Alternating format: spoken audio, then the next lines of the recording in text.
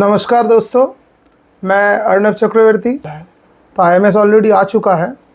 अभी तक वो पोर्टल में अपलोड नहीं हुआ है, सिस्टम में आया नहीं है, तो पोर्टल में वो अभी तक दिख नहीं रहा है। लेकिन लोगों में बहुत ज़्यादा कन्फ्यूजन है कि कैसे काम करेगा, क्या करेगा। तो मैंने जो शॉर्ट्स में बताया था उसके बाद बहुत सारा फीडबैक आया कि कैसे करना है सर, थोड़ा सा समझा दीजिए, क्या होने वाला है, क्या है।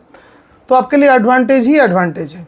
क्या है, आप क्रेडिट को बहुत अच्छे से मैनेज कर पाओगे और आगे जाके कोई भी लिटिगेशन में आपको किसी भी तरह का कोई भी प्रॉब्लम नहीं होने वाला है। तो इस चीज़ को अभी तक समझेंगे। तो ये बात ये है कि अभी तक पोर्टल में आया नहीं है कि मैं आपको पोर्टल से दिखा दूं, लेकिन जीएसटी डिपार्टमेंट ने ऑलरेडी एडवाइजरी इशू करके रखा है कि कैसे कैसे दिखेगा। तो वो एक बार आसान शब्दों में मैं समझाने की कोशिश करूँगा कि क्या चीज़ है, कैसे होने वाला है। हाँ, तो दोस्तों जीएसटी डिपार्टमेंट ने जो एडवाइजरी इशू किया है उससे आप लोगों को दिखा रहे कैसे आने वाला है। ये टेबल है। तो आप लोग जानते हैं जीएसटी पोर्टल में रिटर्न्स बोल के एक ऑप्शन आता है, उसके अंदर आपको आईएमएस डैशबोर्ड दिख जाएंगे। उसमें इनवर्ट सप्लाई करके एक ऑप्शन आएगा, उसमें ऐसा चीज़ आएगा। ठीक है, ये शायद आप तो ऐसा दिखने में रहेगा। ये serial number, GST of the supplier, legal name, invoice number, invoice type, और उसके बाद आपका 4 ऑप्शन आ जाएगा, एक्सेप्ट, रिजेक्ट, पेंडिंग और स्टेटस, कि आपने क्या स्टेटस लिया है। इस तरह ये ऑप्शन अगर एक्सेप्ट आपको करना है कर सकते हैं एक्सेप्ट। अगर कुछ भी नहीं करेंगे तो एक्सेप्ट ही होने वाला है, जो पहले से मैं बता रहा हूँ कि बर्डन नहीं होने वाला है। तो बेटर ऑप्शन ये है, आप अगर आसान शब्दों में बोलोगे तो जिस केस में आपको कुछ ना कुछ ऑप्शन लेना है, या तो रिजेक्ट करना है, नहीं तो पेंडिंग रखना है, उसमें ही करिए। जिसमें आपको लग रहा है सब सही है तो कुछ भी नहीं करेंगे तब भी चलेगा, कुछ नहीं करना है, वो एक्सेप्ट ही होने वाला है ऑटोमेटिक। क्योंकि आप कुछ नहीं करते हैं तो भी आईएमएस स्टेप्स मान लेगा कि ये एक्सेप्टेड है और उसको वो 3B में भेज देगा। तो आपको या तो जब स्टेप्स लेने हैं तभी करिए, नहीं तो नहीं करना है। मैंने आसान कर दिया इस चीज़ों को। ठीक है, इसके बाद ये क्या करना है, ये 14 तारीख को आ जाएगा।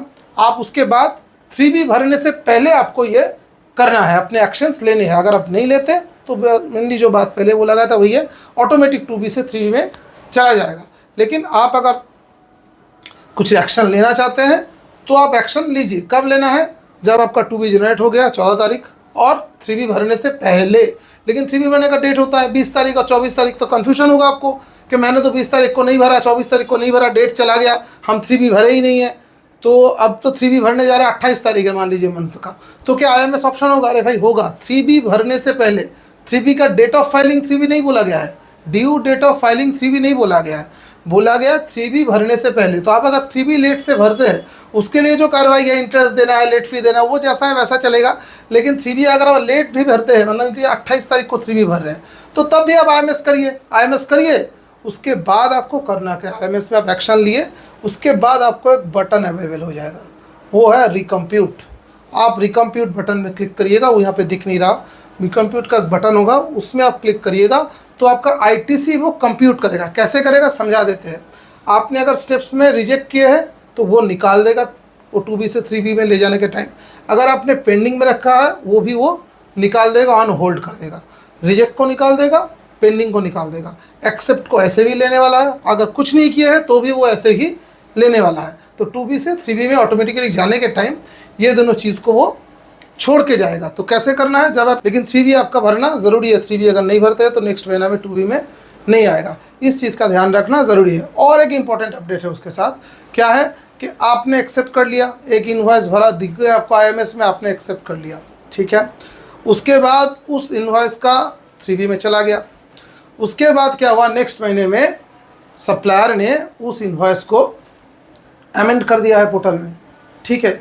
तो फिर क्या होने वाला है, आपने तो ऑलरेडी एक्सेप्ट कर लिया है, अब क्या होने वाला है। अच्छा, इसमें ध्यान रखिए, अगर ऐसा कुछ होता है तो फिर से आपका आईएमएस में वो जो अमेंडेड इनवॉइसेस है वो आएगा। आप बोलेंगे नहीं हम तो एक्सेप्ट कर लिए थे, तो ये आप पे डिपेंड नहीं करता है। आईएमएस हमेशा जो है it will be flowed from supplier to your portal, लेकिन एक्शन जो है वो सप्लायर टू रिसिपिएंट फ्लो होने वाला है। उल्टा नहीं है कि आपने एक्सेप्ट कर लिया, आप उसमें वो कुछ नहीं कर सकता, ऐसा नहीं है।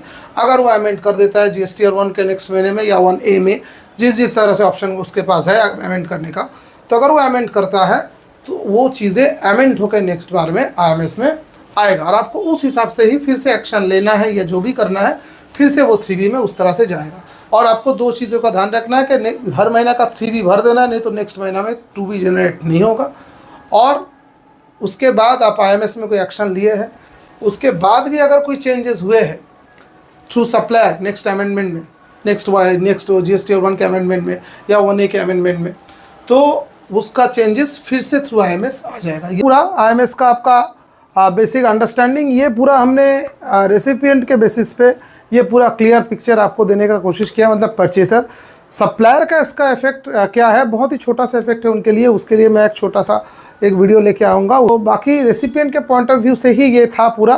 आशा करते हैं आपको क्लैरिटी मिला होगा। कोई भी प्रॉब्लम होगा तो कमेंट में ज़रूर बताइएगा, तो मैं सॉल्व करने का कोशिश करूँगा। Thank you so much.